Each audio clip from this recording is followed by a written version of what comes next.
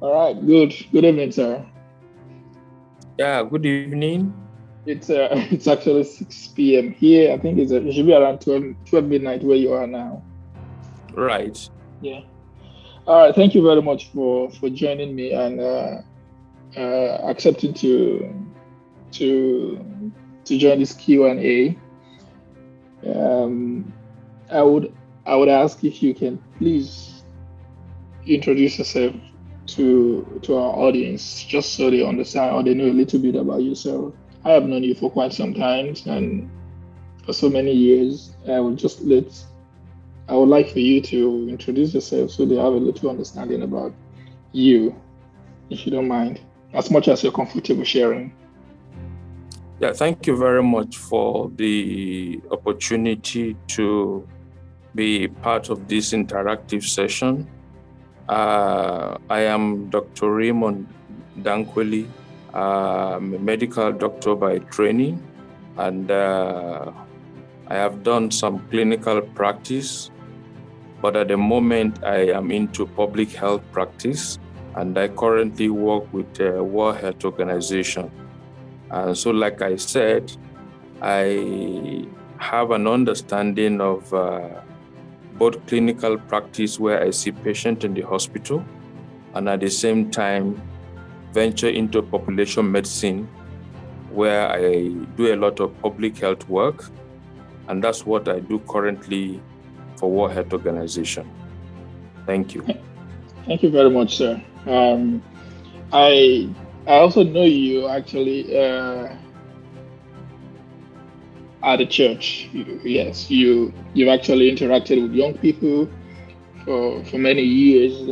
That's actually where I think I first met you, and I believe you have a lot of insights and a lot to share with young people in order to be successful all around. Is that correct, sir? Yes, that aspect of my life, I didn't include it into my earlier introduction of myself, hoping that these next questions will touch on that. But Okay. like you rightly mentioned, yes, uh, I have some experience with working or dealing with young people, and I love building up and molding young minds. Good. So I have worked in different sections of the church that gave me opportunity to interact with young people, where I fellowship very much. I have opportunity to lead young people in the campus, those in post-secondary stage of their study, and also I've also worked and led a fellowship group where mostly they are young people in their teens in the secondary school level, what we call secondary school in the Nigerian setup. So I have opportunity, of course, and some range of experience dealing with young people, both in the secular and also in the church setting. Thank you very much, sir. That's very, very important because the success Q&A is actually all about all around success, not just about academy or secular. It's everything important, whatever it is important that you think it's important for young people. I will be glad if you can share that. So I'll go for the first question. What does success mean to you as a person? Well, the term success is quite broad, and success might mean different things for different persons. Okay. But simply put, success is achievement of a set goal. Mm. What you have planned to achieve in life, in career, or ministry.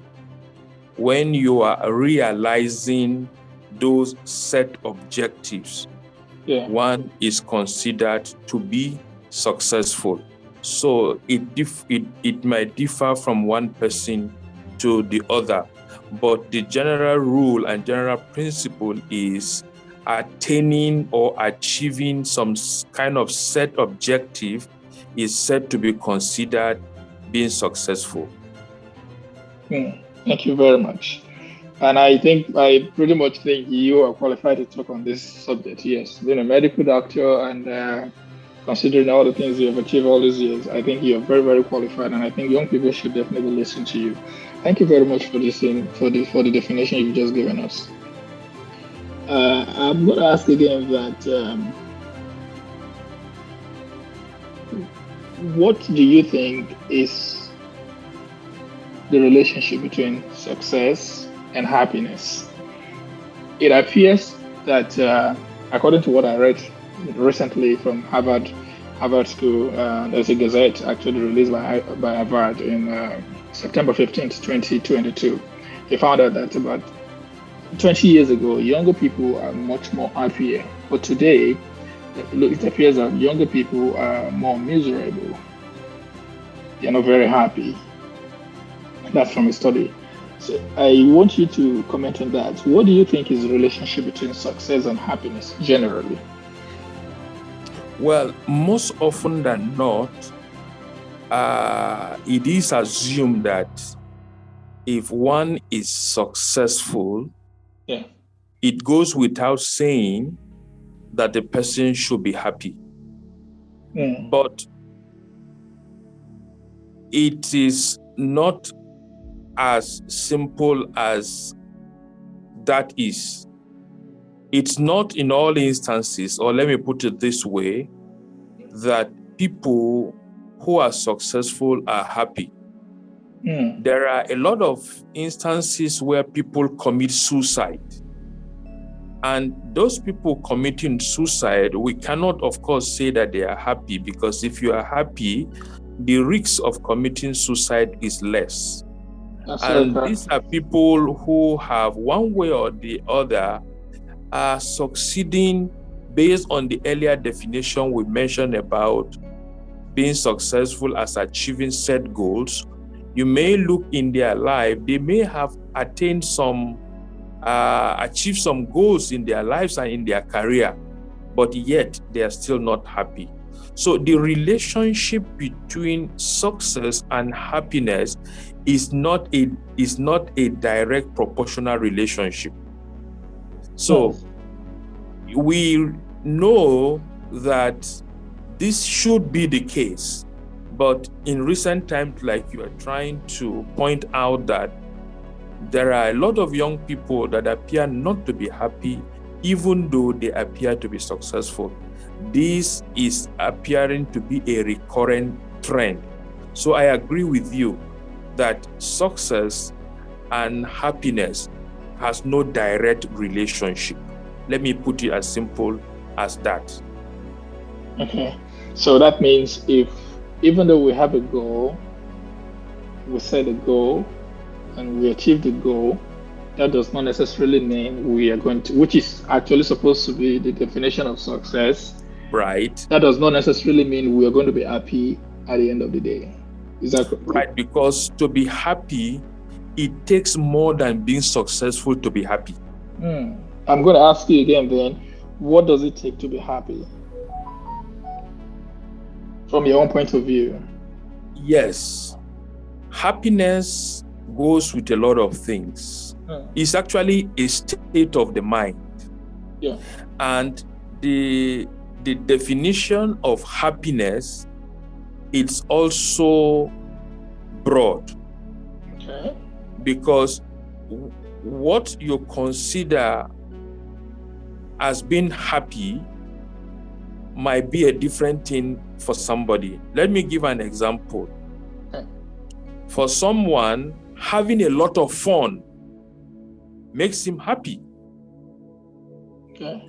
And for another person, happiness means living a conflict-free life. When there is no conflict in his life, he's happy.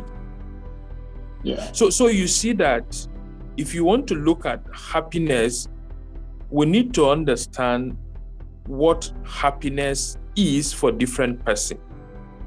Although the bottom line is that it's actually a state of mind, it's a state of joy, it's a kind of euphoria that goes with it when somebody is said to be happy. So So, in a nutshell, it's subjective. yes. Okay. I'm listening. Sorry for interrupting you. Yeah, so in a nutshell, uh, the reasons for which we become happy is different from one person to the other, and the expression of that happiness also differ from person to person, like I have said. For somebody, you see him becoming very happy if he's having a lot of funds, or if you have achieved something in life. Oh, it goes on jubilating, expressing some kind of joy. That same level of success for another person will not make that other person express that level of happiness or joy. That's why I said the degree differ from person to person, and the expression of happiness also differ from person to person. Thank you very much. Thank you for clarifying on that. As a follow-up question on that, is it possible? Is it possible? Is it realistic to expect someone to be happy 365 days in a week, in a year? Sorry. Well, because humans are emotional beings. Yeah. I wouldn't want to become too ambitious in my response to this your question. Okay. To say that one will be happy 365 days a week. Well, it may not be possible, because being an emotional being, and we are subjected to so many situations and circumstances around us, some of which is under our cycle of control, some are under our cycle of influence, but some are outside the cycle of our influence and control. And these are the things that affect our mood and our emotion. And therefore, we can conclusively say that being happy 365 days of a week might not be a reality, but it might be a wishful desire. Yeah. Yeah. The reason I asked the follow-up question is that I'm thinking maybe in the pursuit of happiness, the thing is people think actually will make them happy might not necessarily mean what is actually going to make them happy, because at the end of the day, when they achieve what they think actually is going to make them happy, they're not happy. So the expectation that, okay, I need to be happy all the time, that life has to be like this, and if life is like this, I'm going to be happy all the time, is like it's just not going to happen. If you have the understanding that life is up and down, times there are times when you're going to be happy, there are times that you're not going to be happy, then you understand that even when you're not happy, that does not mean the end of the life of life. Exactly, because happiness is a mental or emotional state. Yeah. And then it like I said, it's characterized by some sort of kind of pleasant emotion. Yeah. So, and from what you have, the follow-up questions you asked, indeed, this can be affected by so many things. So if somebody has a set goal, he achieves that set goal, and about the time that he's achieving that set goal, something can come to affect his mood at that time. Yeah. So may not be, of course, express that emotion, that pleasant emotion that's supposed to accompany that joy and that happiness might be missing for a period of time. That is So correct. it's like a pendulum swinging from left to right. Yeah.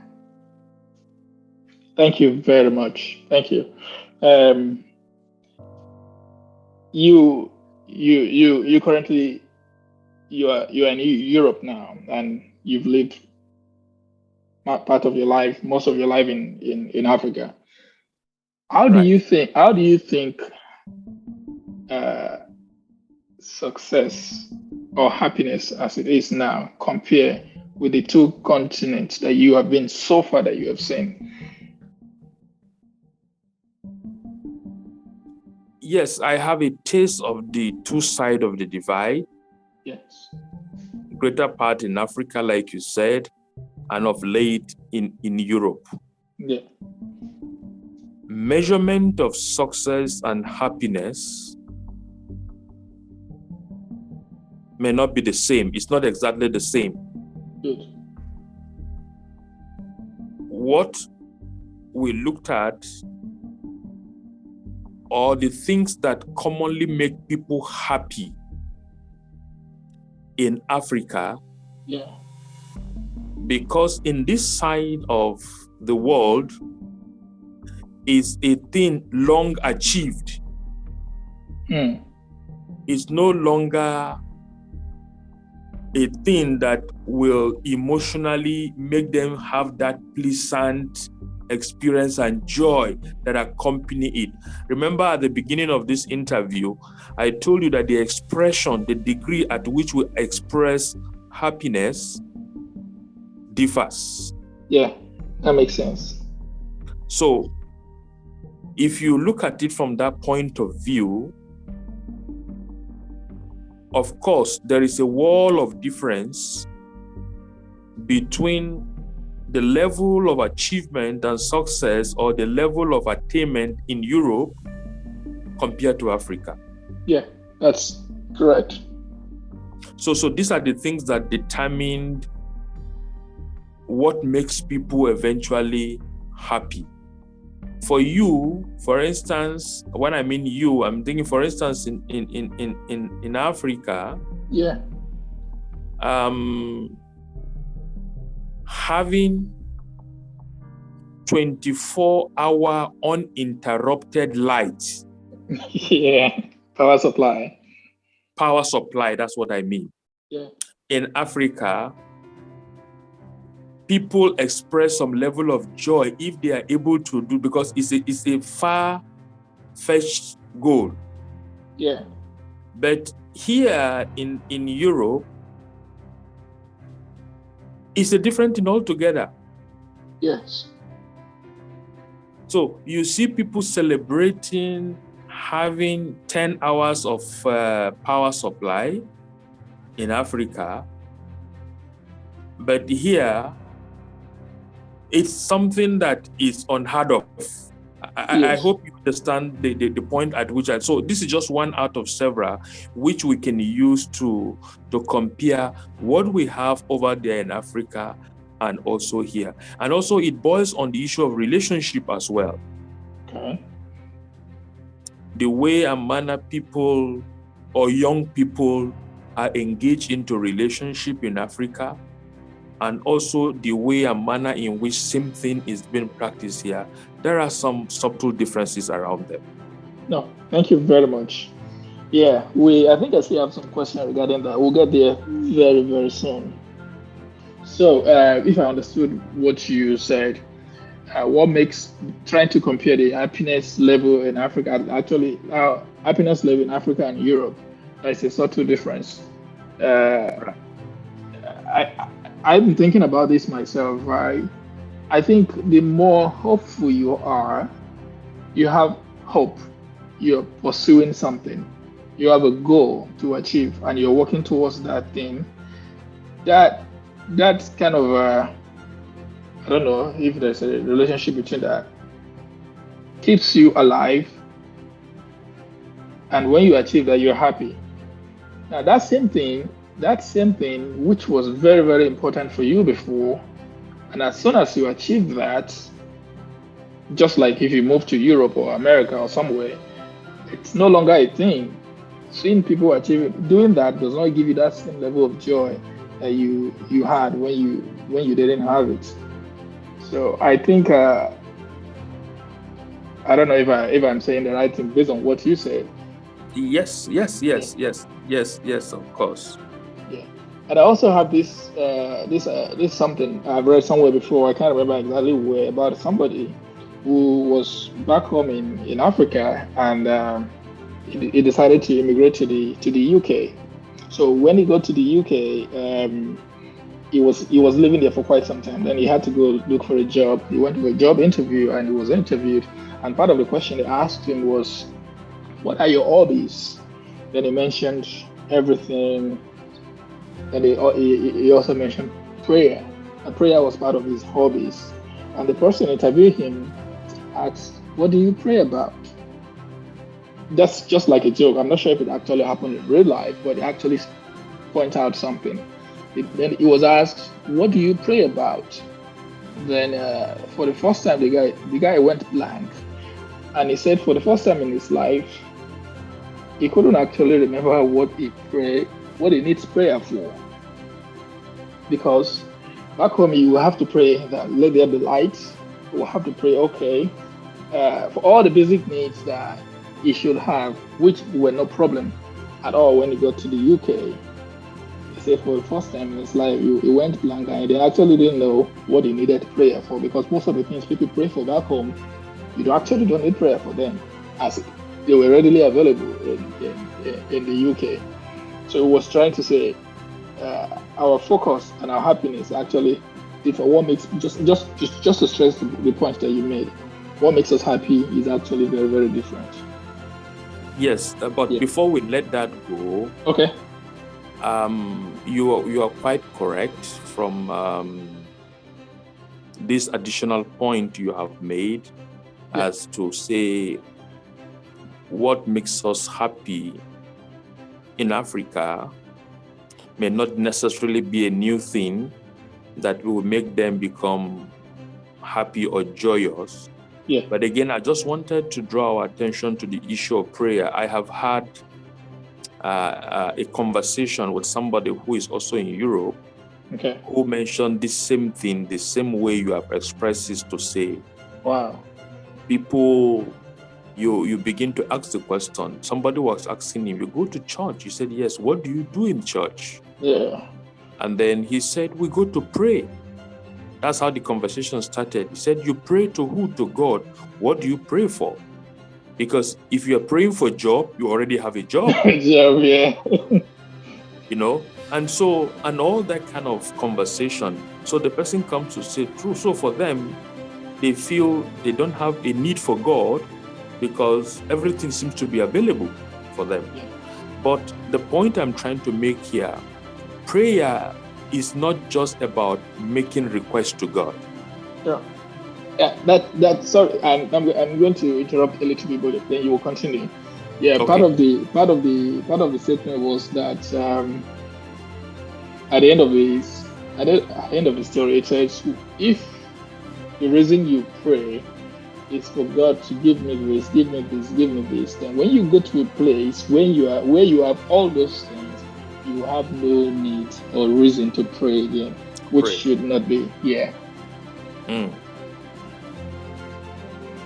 Yeah, that's right.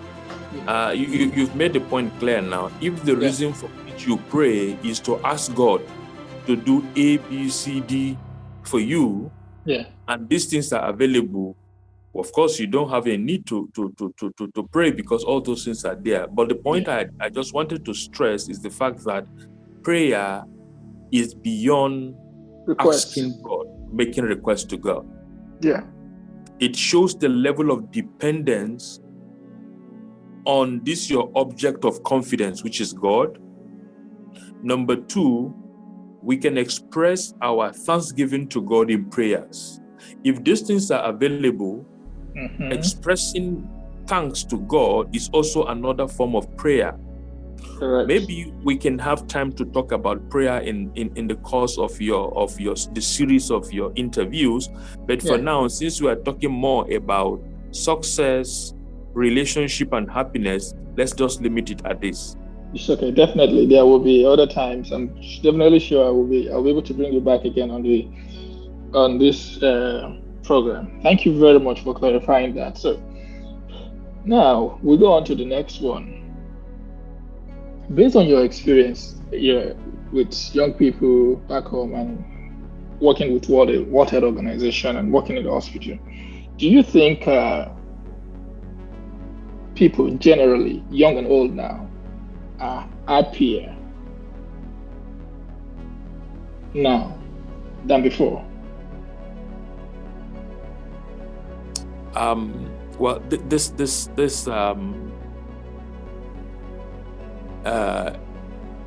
questions that require some form of comparison. Comparison, I understand. I'm just asking based on your observation. Yes, and what I'm about to say may largely be a personal opinion and observation. No, that's okay. Not as if I read it somewhere, but it's possible researches has been done to provide sufficient evidence and facts about the state of happiness comparing some period of time with another, or comparing one place to the other. But based on personal opinion and observation, like the question you asked, there is difference between what makes people happy or how people are happy now compared to what it used to be in the past. Okay. Thank you. Are you still there? Yes, I'm with you. Okay. All right. So, because the question is about whether there is a difference between young people, they used to be happy before and then now, and then looking at also the West and then in Africa. So I said yes, based on observations, there are differences. Okay. All right. Let's move on from there. Now, this is also very, very important. For a young person aspiring to be successful, looking at you, looking at people around, what would be your advice for them if they are going to achieve success in whatever endeavor they choose to do? Achieving success in life should be a priority of every social being, particularly young, upcoming people. It is important to set goals, and it's important to pursue those goals. And success is not gotten on the platter of gold. People work towards achieving success.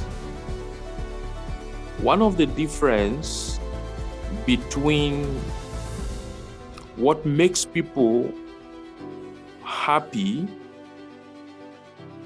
before and now, the sacrifice,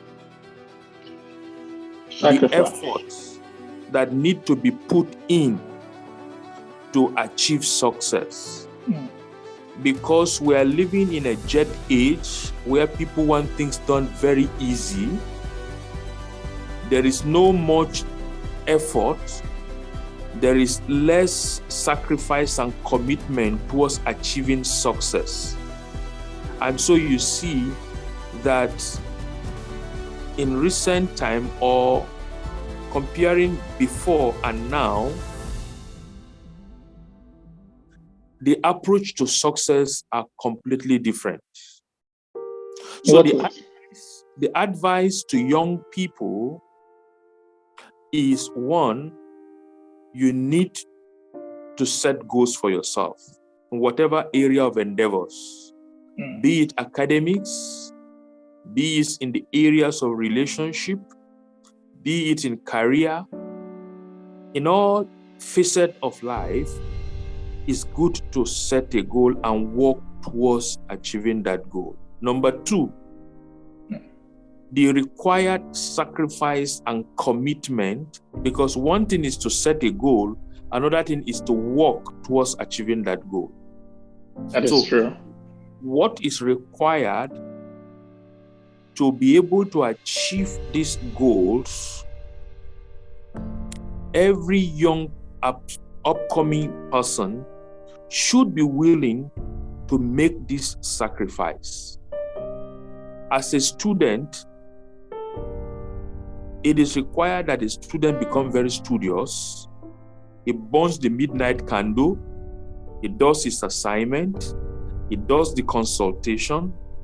He sits in the library.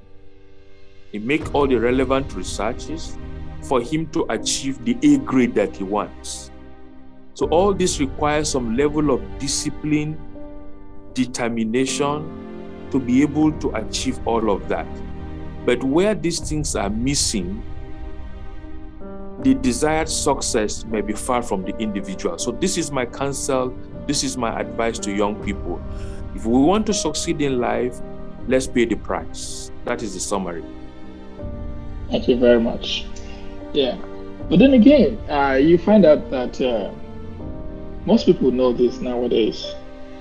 They know that if they're going to succeed, they have to pay the price, they have to do the hard work, the old time hard work, still pays off.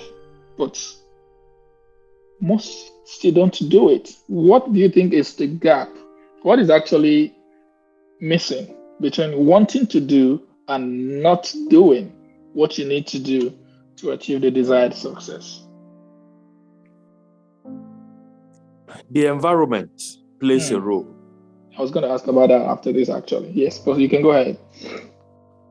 The environment we find ourselves contribute to a large extent to why people or young people are not willing to make the needed sacrifice to achieve success. Okay. What people listen to, what people see, what people do, all of this, the peer pressure, all of this contribute to what is happening or what is distracting a lot of young people from achieving their set goal. For instance, somebody did very short, just a quick assessment, wanting to assess commitment to reading and all of that. Yeah. He set up a shop and then he put free books just for young people to come around to see whether they could come, borrow those books, read and return. The books were in the shelf for so long time, nobody bothered.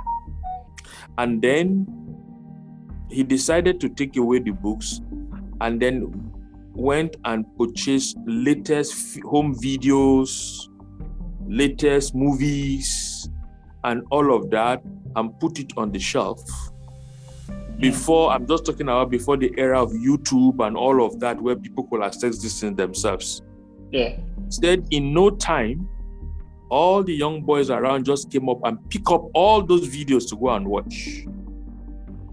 So people like easy lifestyle, that discipline to sit down to want to go the hard way, it's been compromised.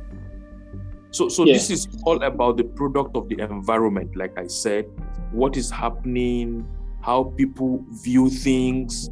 People don't want to go through the tough way and all of this one. And like I said at the beginning, discipline is one of those characteristics and requirements on the path to success. So there is that ability, that willingness to be able to deny oneself some momentary pleasure. It's very critical and very important on the path to success. So, like you have asked the question, I still again, for the purpose of emphasis, want to say people don't want to go through the hard way because of what is happening around in the environment, what people see, the peer pressure, and all of these things put together is affecting the psychic and the mentality of many young people wanting to have it the easy way, and it has its own ripple consequences.